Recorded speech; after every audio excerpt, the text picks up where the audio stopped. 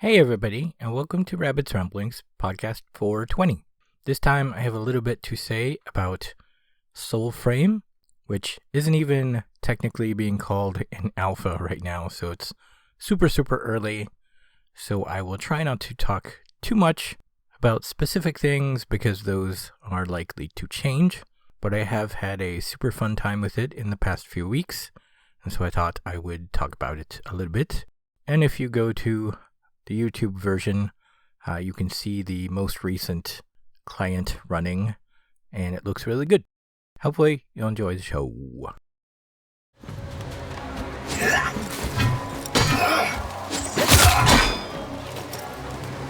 The kill is mine.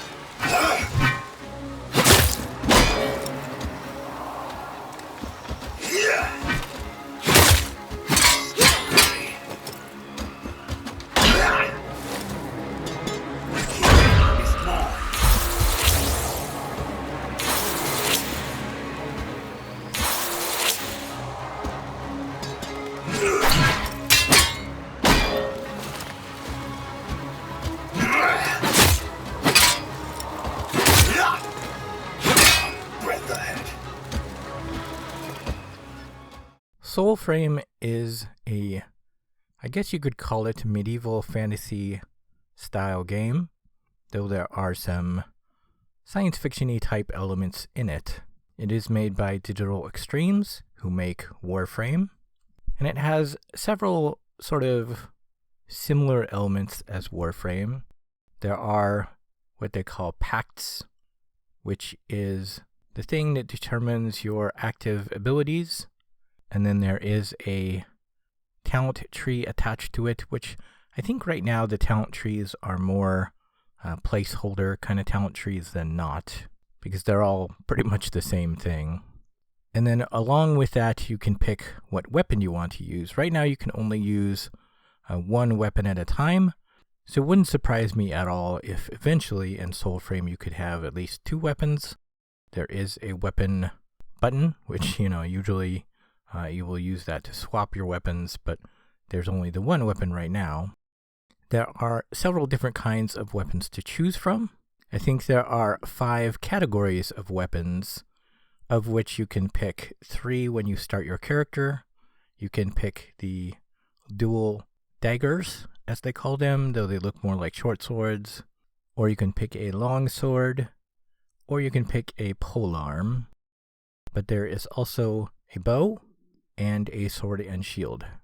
And in the game, you can find a couple of different versions of each of these. So you have lots of different weapons to pick from. And similar to Warframe, for those who have played, you do want to level up your pacts, run around, do all the things, and then they gain skill and they level up, as well as doing that for all of the weapons. Of course, you don't have to do that.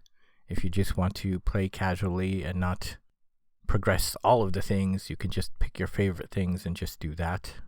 But really, Digital Extremes designs it so you kind of want to do all the things and level them up as much as you can, and that will give your character an overall rank, which I don't think there's a name for it in Soulframe yet. Most people are just calling it your soul rank. And I haven't played Warframe in forever, but from what I recall, a higher overall rank did unlock certain things. As I mentioned, there are talent trees for pretty much all of the things. You have one for your pact, you have one for your weapon category. I guess that's it. I guess there aren't too many talent trees right now. There are 3 different stats for your character, which you can move around your points whenever you're in your safe area as much as you want. So that is pretty cool. If you want to change a weapon and it uses a different kind of stat, you can just change it over, no problem.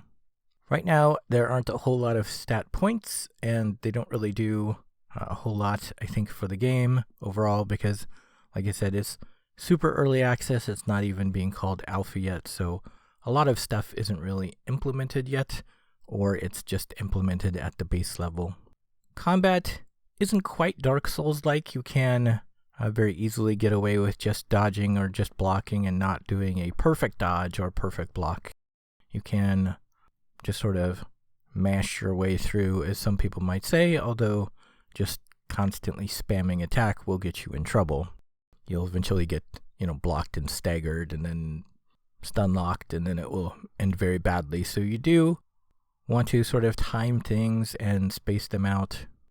I would call it an intentional combat style. You want to wait for an opening, and then when there is an opening, you want to attack, a certain number of times based on what the weapon attack pattern is versus, the guy you're fighting when they're gonna block or change their attacks. And so it's very deliberate and planned, and it will go much better for you if you do something like dodge, and then after you dodge their attack, you'll do 2 or 3 quick hits and then maybe get ready to dodge again, as opposed to just, like I said, spamming and going crazy. What there is in terms of effects and weather and sort of lighting effects in the game so far are amazing. There are times where there would be fog and the light's hitting the fog in a certain way, and it looks really beautiful. There is an undercity area which can be foggy or smoky, and then the lighting in there makes things look really spooky. And so I really love the environments and how things look right now. And they said that they're even going to do more with the weather effects, so that should be pretty cool to see things in the future.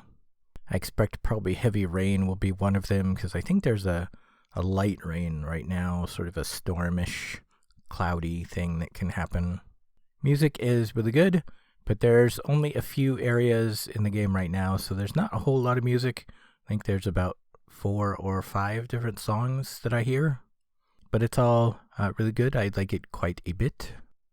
And eventually, the point of the game will be that you can, I think, help the bad guys achieve whatever it is they're trying to achieve, or you can stop the bad guys, or you can try and heal the damage that they are causing. Right now, you just kind of kill the bad guys and then heal/recover the bosses that are in the game. There's only 2 right now to heal/save. So there will probably be more choice and options on that in the future. There's only 1 faction right now, and even if you go to the faction and do the faction quests, you don't actually gain any faction or rewards for doing it. They just kind of are just a place to get some quests. You will want to find what they are calling ancestors, and right now there's only 3 ancestors. One is sort of a historian who will tell you stories and lore about the world, and he is actually very important to find, because I didn't find him for the first 10 hours I played. And if you find him and you go back to your safe area, and then you have to go towards his area, and then his area will rise up out of the ground, and then he'll have his station there. After you talk to him in his station, you'll basically get a tutorial mission that explains how all of your powers work, which I didn't know. I had to go to his area in my safe zone, and so I just had to find that out all on my own, just by randomly fighting, which is fine. I had, a super fun time, but I think in the future they will probably make it a little more difficult to miss doing those early steps that explain things, because it is a little bit harder to play if you're not quite sure how things work. And then the next ancestor most people pick up is the blacksmith. And once you get to the blacksmith, she can make a bunch of stuff. And anything she makes that she has not made before, which will be marked by a little crossed swords icon, she will gain faction experience/rank. And then right now she only has 3 ranks. I don't know if it's going to go higher than that, but the stuff she can make is tiered, so you will want to rank her up as quickly as you can. And then the third ancestor that is in the game so far is basically just a color person. She allows you to change the colors on your outfit, but most of that isn't really implemented yet, and so it's just, I think somebody said there's about 7 different sort of preset combinations that come up. So there's just a little bit of color right now, so that's pretty cool. But I like it quite a bit. Right now there is only one zone, and I timed it out, and it's like 5 minutes from one side to the other if you run straight across it.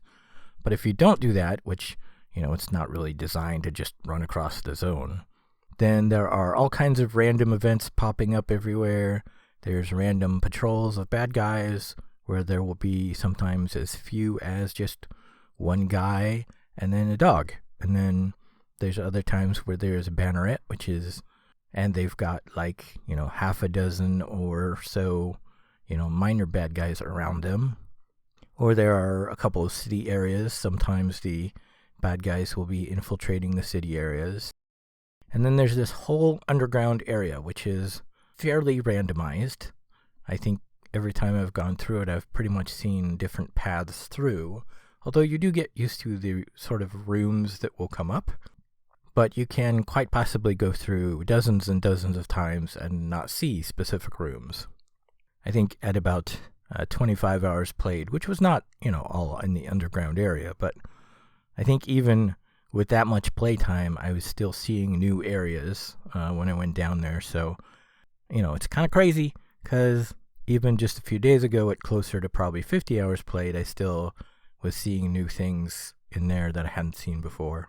And they're going to always be adding to that, I'm sure, as development goes on. I know they said they're working on 2 more entirely different tile sets. So it's not just different rooms, but different tile sets that they're going to build dungeons from. So that is very cool to look forward to. It's kind of hard to describe, what it's like. You're just kind of mostly fighting the bad guys and leveling up your gear and following a bit of story, which, right now, like I said, there's not a whole lot of story. There's 2 bosses, so they have some story, and then your ancestors have some story. So if you plowed through it, you said, I don't care about leveling all my packs, I just want to pick one that I like. There's 4 right now, 2 from bosses and 2 you can start with. And then, you're just like, oh, I don't care, I'll just pick the one that I like, and then I'll pick the weapon I like, and then I'll just do what there is. You could probably get through it all in about 10 hours. But like I said, I'm probably at 50, maybe even 75 hours now, and I'm still having a super fun time. I have almost leveled everything up, but on the 28th, they're doing a talk for what is called Preludes 9, which is the next big patch. Right now we're on Preludes 8. And last time, about a week after they did that, the big patch dropped. So we might be seeing some new stuff as early as that first week in March. So there might be more to talk about then. But I like it quite a bit. I've been looking forward to this ever since I first heard about it. I guess probably about 2 years ago now. I was first let into this early access almost a year ago, which there wasn't really enough to talk about, and it had enough bugs and issues. I didn't really give it a big look, because it's like after an hour I was like, oh, now there's this bug and I can't really play. And so I kind of just set it aside for a while. And then recently I picked at it, and it's like, oh yes, this is a very good and very solid game for what of it there is. So I thought I'd talk about it. But that's all for this time.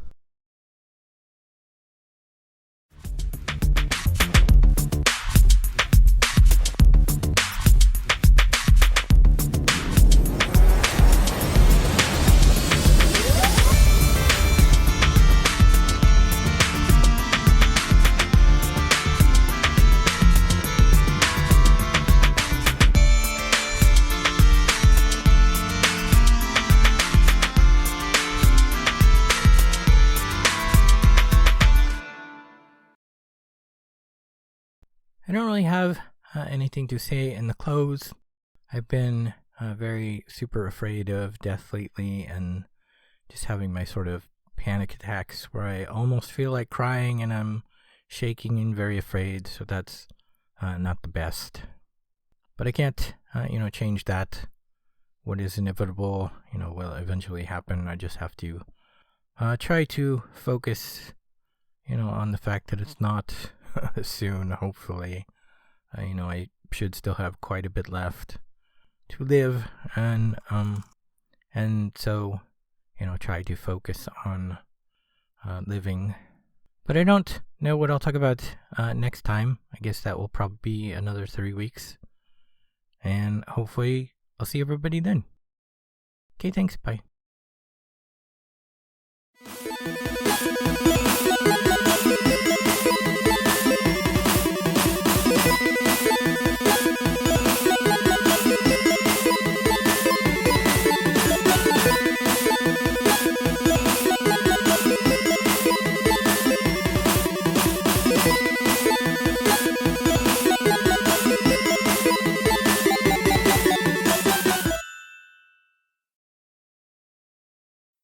You have been listening to Rabbit's Ramblings. If you would like to see the show notes or feed the bunny by sending a donation, you can find the show website at www.rabbit.com/podcast/rabbitsramblings.html. When you type Rabbit's Ramblings, don't use a space. If you would like to send me an email, you can do so at rabbit@rabbit.com. If you like my page, you can also post on Facebook at rabbit.com. You can follow me on YouTube at rabbitdot.com. I have a page on Patreon at www.patreon.com/rabbit, RABB1T. You can set up a monthly recurring subscription there at a price point of your choice. Be sure to put the number 1 in place of I anytime you type rabbit. Rabbit's Ramblings is copyright Eric Stryker, using a Creative Commons Attribution Non-Derivatives License 2025.